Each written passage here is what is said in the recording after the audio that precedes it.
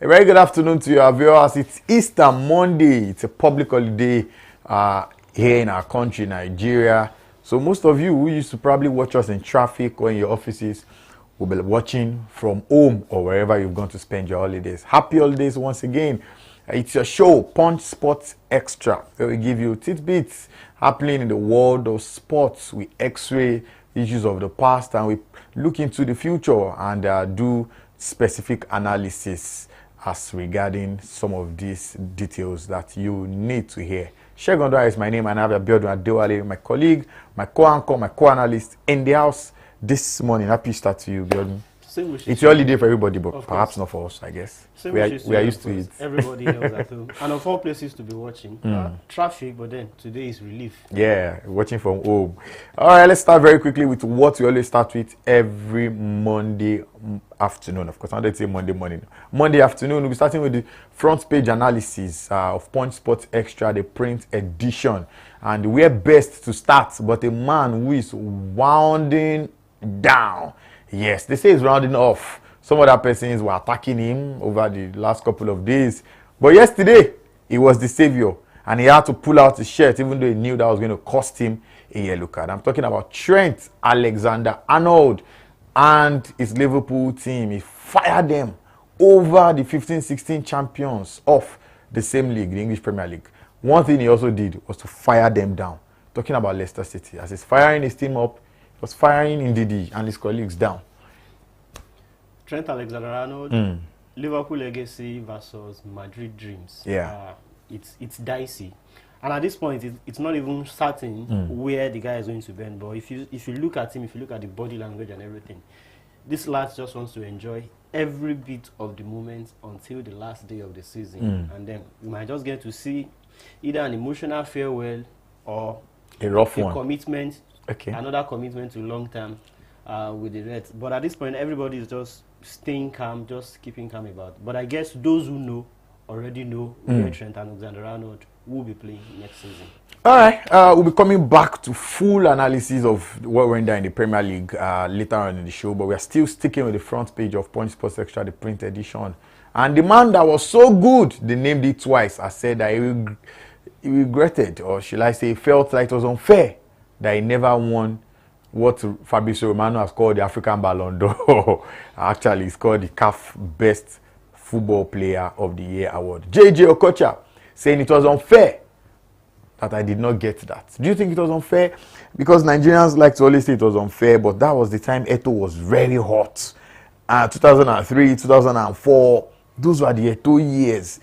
So, I mean, he was playing good football. He wasn't winning trophies. He wasn't spectacular with the numbers. Was he being honest or was he overrating himself? Okocha was that good. And before 2003, before 2004, in 1998 too, we also lost to Mustafa Hadji. Yeah. That was the closest he was. He was second behind Mustafa Hadji of Morocco. Yeah. Then in 2003, 2004. 2004 for me was the prime year. And at that year too, he was the best player at the Africa Cup of Nations. Perhaps if we had won it in Tunisia. Maybe that would have made a lot of difference too. But at club level, he wasn't really doing so much, especially with the numbers. But the skills and the football tricks were always there. And it was one thing everybody loved about JJ's style of football. So what really didn't make difference for him was the numbers, but he had everything to be called one of the best players in the world. So if he could get that tag, how much more? The best player on So you agree with him that it was unfair? If it was at least just once, he should have got that award. What year? But then, especially in 2004. 2004. Then again, no disrespect to Kanu Nwako. Kanu Nwako has always been a two-time winner. There are other Nigerian players. Victor Iweba, two-time winner. Yeah, two-time winner, Victor Iweba. And Amunike, one-time winner. Yes. So if you talk about how much these players have won at, you probably want to pick Kanu Nwako because of the 1996 heroics before JJ Okocha and all of that. But throughout Okocha's career, his name is just one name you will continue to remember for his style and for the way he played and for everything that he represented in football. So maybe that wasn't enough. The numbers were needed as well. And that was what perhaps if we had won AFCON in Tunisia 2004. Perhaps, I mean, we could have gone on to get that, but we lost Tunisia 2004. Perhaps, I mean, we could have gone on to get that, but we lost on penalties against Tunisia in the semi-finals. The Jaidi, Jaziri. All right. Still moving on, still sticking with the front page of Punch Sports Extra. Odion Igalo, former jersey number 9 of the Super Eagles, has urged current jersey number 9 of the Super Eagles, Victor Osimhen, to make a switch to the English Premier League. This weekend, there are strong rumors that Osimhen had agreed a deal with Manchester United. Just before we came on, you said that deal is going to be similar to the Di Maria move to Man United, where they are looking for a Lord and Savior. And there's no other Lord and Savior. Lord and Savior has died and resurrected. So this Savior that Osimhen wants to be for Man U, we hope he's not going to go and suffer. I'm just skeptical about this whole scenario because of the current state of Man United. They are a team in disarray. Complete disarray. If I was going to pick a team in the Premier League for Victor Osimhen, I would rather pick Arsenal Liverpool or Chelsea. Not Liverpool. Not even Liverpool, because style of play and all of that. Maybe Arne Slot might find a way to just want to fix They will bring him. They will bring the thing for him. But then Mohamed Salah is still playing and all of that.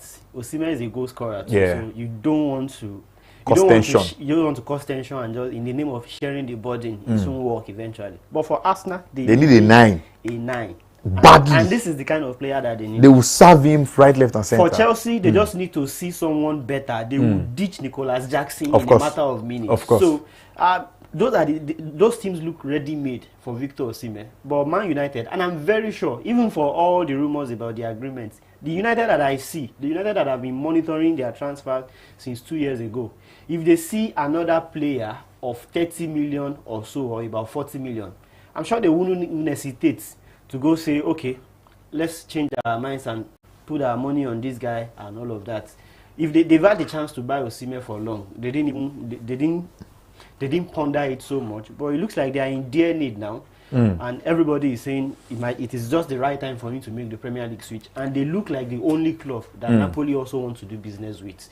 Going by what Chelsea did in the last summer window as well, and Arsenal's unwillingness to get a even number bring out 9 money to do business in the first place. So it looks like United are the only team that are ready to do business at this point. All right, still sticking with the front page, another Nigerian EPL player is up. Olaino, one of the best right backs in the English Premier League this season, is said to be considered by Liverpool, especially with the future of TAA hanging in the air. Yeah. I mean, good one. Or you think Conor Bradley is enough to play all season as a right back for Liverpool? Or you think they need the experience of 28-year-old Olaino? 28-year-old Olaino coming into Liverpool, he would offer a lot of things. But then if you look at the progress of Conor Bradley over the years, it's quite similar to what... But we saw that game and we saw the difference. But it's there was a Conor and there was an Arnold. It's just the same way. This is just the same way Trent Alexander-Arnold broke through the ranks between 2015 and 2016. Yeah. So it was a matter of trust. And he handled. So you think they should stick with Conor?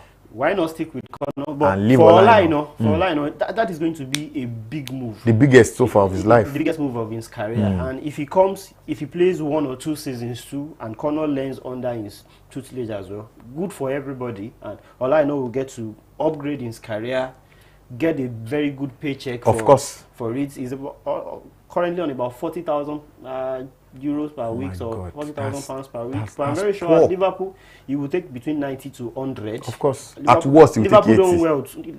They don't pay well. He's a structured organization. He will take between 90 to 100 as well. So that upgrades his career, and from there, it's definitely going to be another major move. I think he should leave. He can't be earning 40 at 28 with Nottingham, whose life they are not sure. They will be in the Champions League next season. They are not. They are even out of the top 5 at the moment. So they may even not make conference with the way they. I mean, look at the quick fall in recent games. Still talking about Nigerian players. Wilfred in Leicester City has gone down, but Wilfred does not have to go down again. He went down with them before. Now he came up with them. It goes down with them at 28, 29. I think that may be the eventual down of his career. And then many persons are saying this guy should be playing in a middle placed team, a Fulham, you know, a West Ham or something. You know, some of those arms in the Premier League who are not up there and they're also not down there, they're just somewhere in between.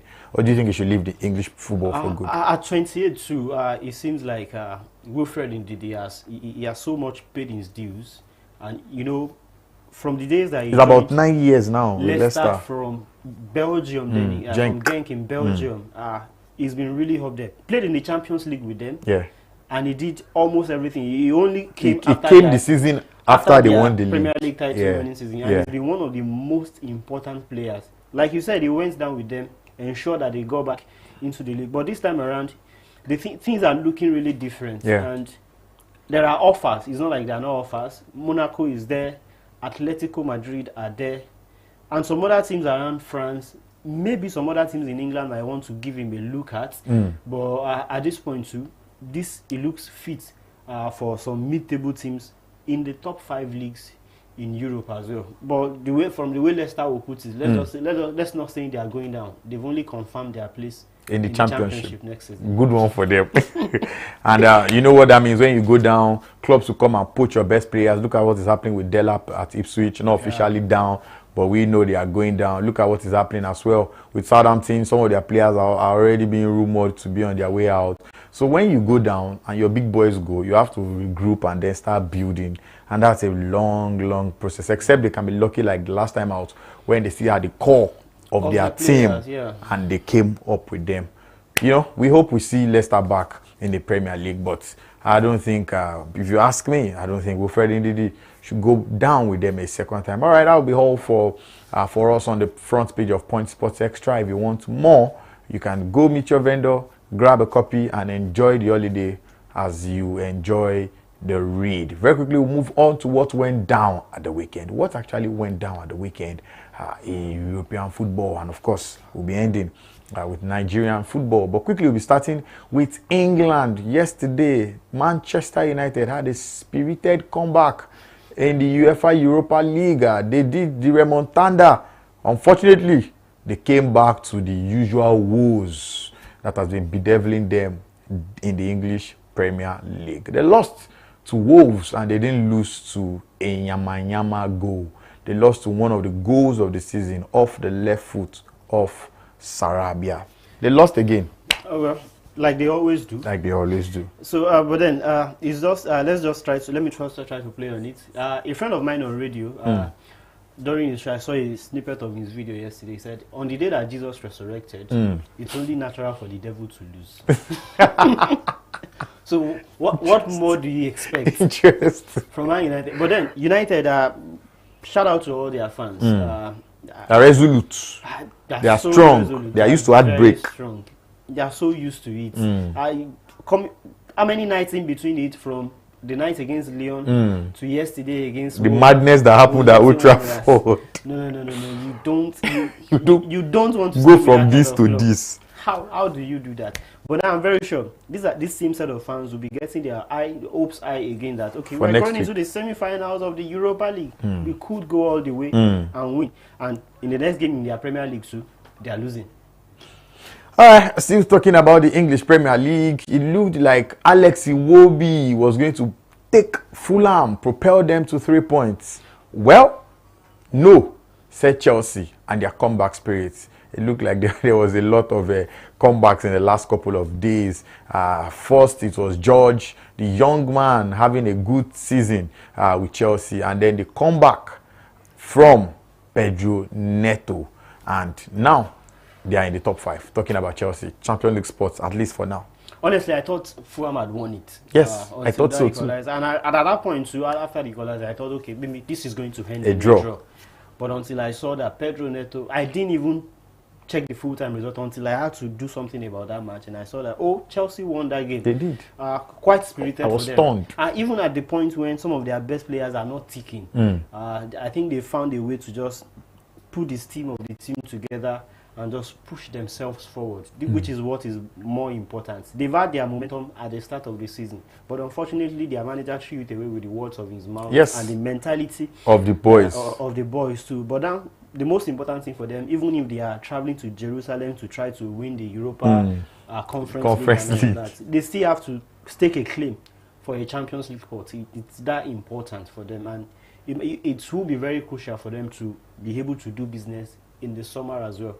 The kind of players they will be able to attract. Although some of their current boys are on some long-term contracts, 8 years, 9 years, that you can't even imagine. You don't know who they are even bringing in next. You don't know if they are satisfied with the current squad that they have. But good for Chelsea. They just have to keep it going.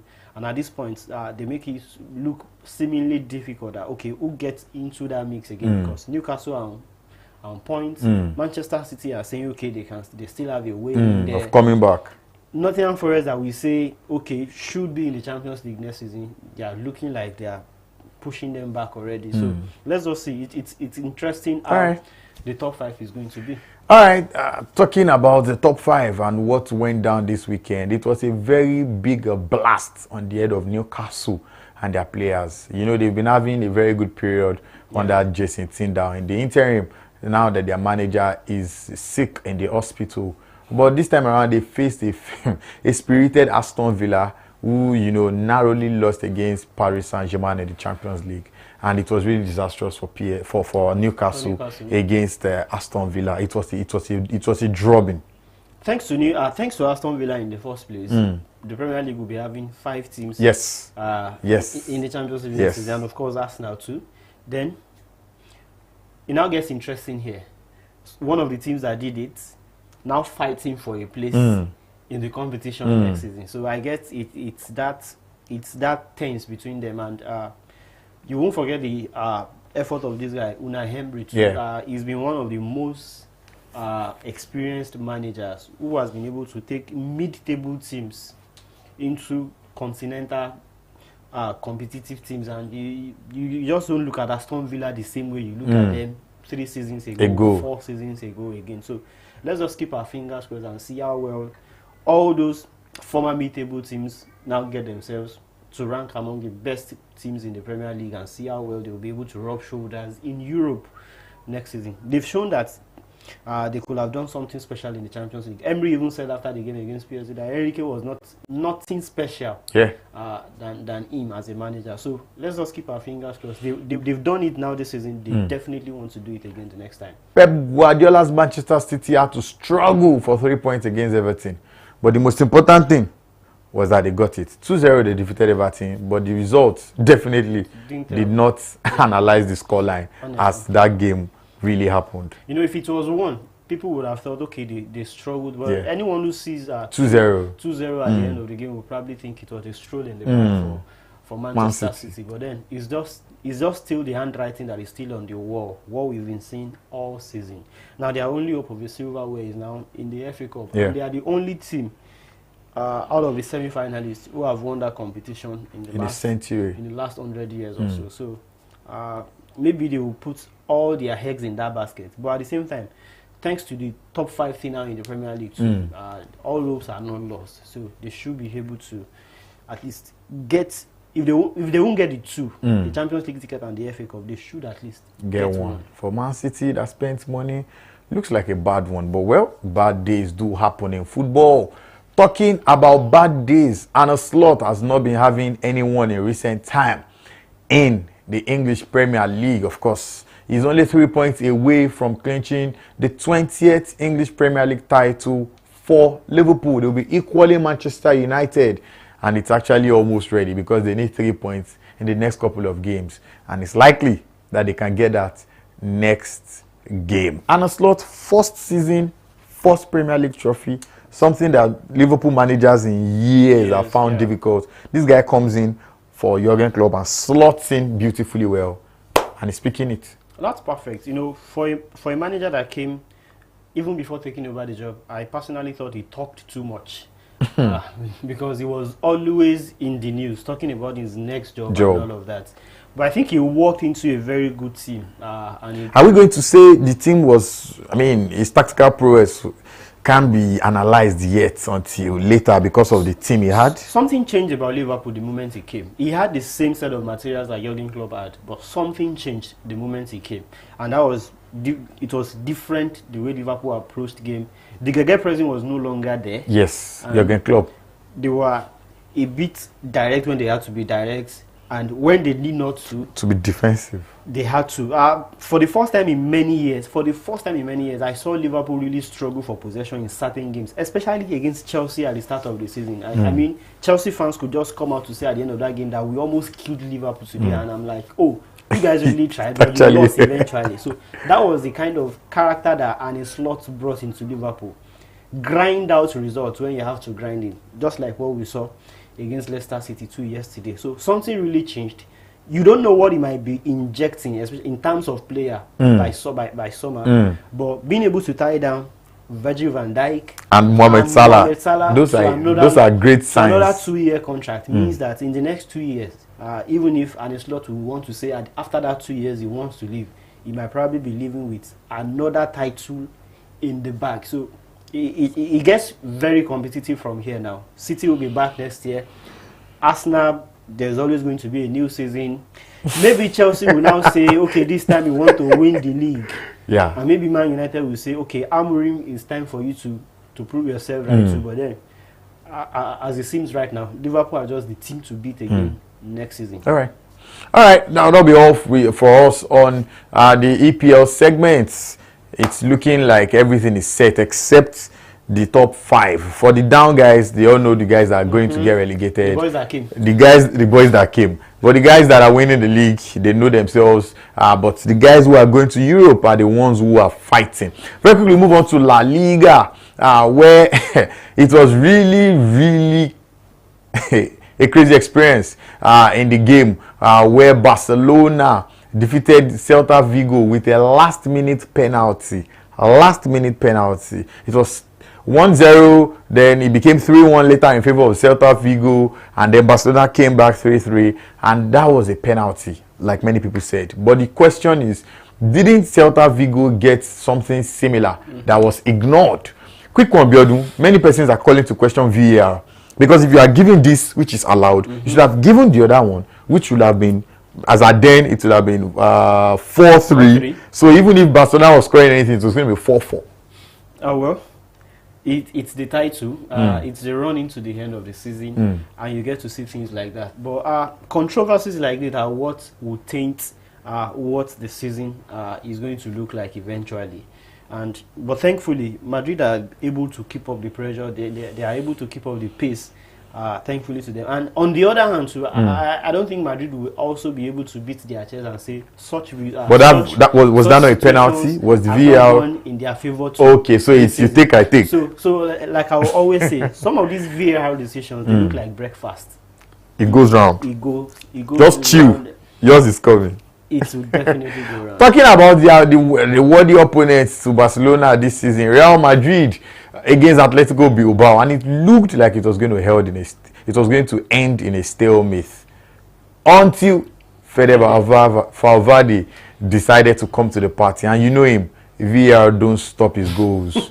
His goals are not normal goals. In fact, he jubilates and celebrates in scoring the extraordinary. And yesterday was no different. Fede Valverde coming to the party big time for Real Madrid yesterday. At their lowest moments, if that is permissible, because being dumped out of the Champions League in that manner against Arsenal, it doesn't speak. With the rumors around in 48 hours. Exactly, and their manager is probably going to leave before the end of the season. Another one will come for the Club World Cup, which is another big competition that Real Madrid will want to say, okay, they are the right players and all of that. So they are at their lowest moments. The best thing they can do at this point now, keep up the pace in the La Liga, which they've done. Now, there is a Copa del Rey final against Barcelona that is coming up too. That next is week. Another game that they need. Oh, it's this week. Yeah. I beg your pardon. It's another not this game week. that they need to put their lives on the line for. You know, Barcelona have beaten them black and blue badly this season without help. So maybe this will be the most important occasion for them. And there is still a second leg to come in the La Liga as well. So they have, as far as I'm concerned, they have two more finals to go this season. and it will. In fact, every game is a final this season. It will make or break whatever their season is going to look like. And conversations are around who is the hottest player, who is the best player, who are the ones in contention. These are the kind of results games, that will determine that you prove who is the game changer. All right, very quickly we move away from Spain and we go to Germany, where a journalist was telling Vincent Kompany, you are heading close to your first trophy, and he said, no, that's not my first trophy. I won my first trophy with Burnley when we won the championship and came over to the English Premier League. And the journalist was looking, oh, okay, that's the trophy. Yeah, that's the trophy. And so I think the person who will be winning his first trophy is not Vincent Kompany, but Harry Kane. And it looks, it's almost here. It's almost a done deal for Bayern Munich. I think Harry Kane needs to kill a cow. Then probably clap for Bayern Leverkusen too. Yeah. Last week against Borussia Dortmund, Bayern dropped points. Yeah. But unfortunately, Leverkusen couldn't even score a goal. A goal. Against what team was that? A goal. If they had gotten 3 points. And yesterday too, they dropped points against St. Pauli. So they are not just keeping up the pace. Maybe Xabi Alonso and his boys lost the steam they had from last season. They bought a couple of players. In January, they still signed players. They even tried to sell, make as much money as possible. But it's been up, not so much up, but a lot of downs for them this season. The only thing that they are using as like a smoke screen is how good they seem to look on that table, because after Bayern Munich, they are next. Them, so it looks like that. And if it was any other team that was above them, it could have probably showed how poor they have been this season. So, but for Bayern Munich, it is just them getting back into the group that they've normally been. I hope they won't go another 10 or 13 titles in a row. By the time they do this one. All right. Very quickly, we move over to Italy, where it's a real tug of war in Italy. Napoli squeezing 3 points, and Inter Milan against Bologna, where everybody was thinking, oh, it will be a draw. They have to come back another day. Look at that bicycle kick. I watched those games. It's the emotion. You don't even have to be a fan to just be like, wow, what's going on here? And Bologna they want to come back to the Champions League. They did it last season. They want to be there again this season. And that win looks like they are going to make it into the top 5. Now, it has thrown everything open in the league. On the same number of points. Inter are only there because of goal difference. Antonio Conte and Napoli will be saying, wow, wow, wow. Nice one. They probably will not even, okay. Their mentality will want to say, okay, let's just keep chasing, let's just keep putting pressure on them. And Inter is still in the Champions League. Then who would have even thought that it would be Bologna who would be able to do them dirty. Who would do them that dirty. So for Napoli, Antonio Conte to me was losing concentration at some point. Yes, it was even in statements. When talks around his future, he was clashing with fans and all of that. But now it is time to reset their focus. They can take the title they won 2 seasons ago now. They can take it again and make another big statement in Italy as well. All right, so there you have it. In England, it's done and dusted. In Spain, it's a tug of war. In Italy, it's a crazy couple of games left. But in Germany, it's almost done and dusted for Vincent Kompany and Bayern Munich. They lost the league last season, and it was really sad for them. 2 seasons ago, they won it, even though they should have lost it. Unfortunately, for the likes of Jude Bellingham and co, they lost it on the last day. But this time around, they are getting it back. We'll be moving away very quickly, and we are going to be coming home here in the Nigerian Premier Football League. And yesterday, the Southwest Derby. Oh my goodness. If you don't watch the NPFL, you are missing. Remo Stars up against Shooting Stars in Ibadan. If you did not watch that game, you missed. It was that yesterday's game was a derby to the core.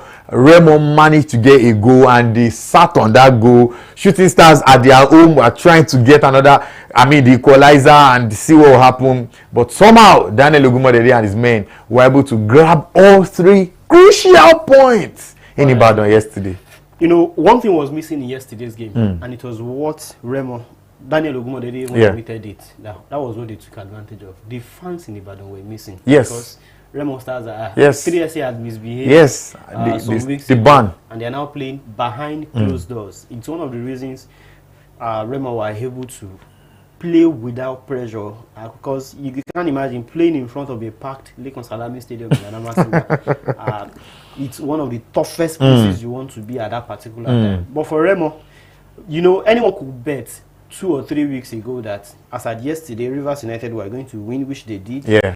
And Remo Stars were probably going to lose. The and best they will get. And the gap between them will have been reduced to 4 points with 4 matches to go. And then anything can happen. And then you believe that anything could happen. But right now it's 7. And Remo Stars are coming back home next week to face Niger Tornadoes. Yeah. It might be coronation day, because Rivers United will be going to Kano to face Kano Pillars, who might have the tendency of saying, okay, if we win 2, how does it get us into a slot in the continent and all of that? So yeah, it's really a very the glory days are near for Remo Stars. A team that is about 15 years in the making, 3 years under coach Daniel Ogumodede, and 2 seasons, for 2 consecutive seasons they've been second, and now it's like they are finally tasting that glory and what it feels like to be a champion. We talked about them when they got into the CAF Champions League, couldn't even make the group stage. I said maybe it's just time for you guys to just win the NPFL first. Focus on the league first, then you see what you're able to do on the continent. Then you'll be establishing yourself as a powerhouse in not just Nigerian football, in African football. But African football. And thanks to the owner that they have too. They have everything to go all the way. Ikori United were able to get a draw away from home. Looks like there's safety for them as regarding playing in Africa, on the African continent next season. Good one for them, because their home is a fortress and they go away. They steal points, which is very fantastic for that team, even though they had to be escorted out of the stadium yesterday. You know, it happens. You know, at some point, I'm so sorry to say this, but I don't think anybody was interested in that narrative any longer. Okay. Because you know, we just want to watch football. We just want to enjoy football. In the last 3 weeks in the NPFL now, it's been one crisis to one fans violent after the game. Some games. So nobody was really interested in that narrative any longer. But I'm very sure if they submit whatever they have to submit to the league authorities too, they will sanction. But the police guys did their best yesterday. The security officials, to just ensure that they got out of the stadium safe and sound.